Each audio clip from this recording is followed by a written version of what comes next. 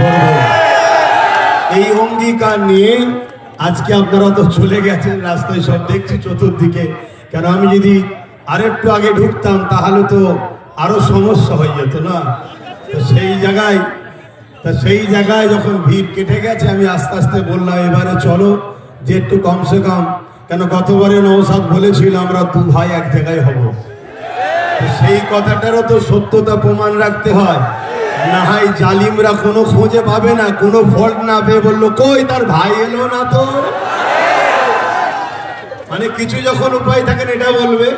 এতটুকু জেনে রেখে দিও নওশাদের জন্য তার বড় ভাইয়ের জান আছে, ব্যাস।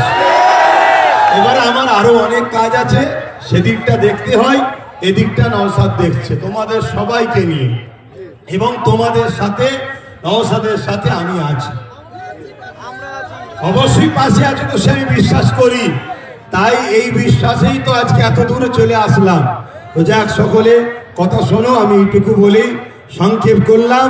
আমার শেষ আবার একটা কথা, আমরা ভারতীয় সাদা চামড়া ব্রিটিশকে তাড়িয়েছি, এই ব্রিটিশদের দালাল কালো চামড়াগুলোকেও আমাদের তাড়াতে হবে।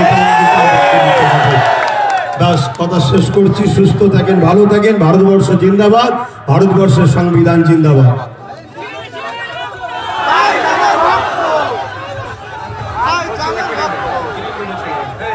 ভাইজানকে নিয়ে ঘটনা আছে।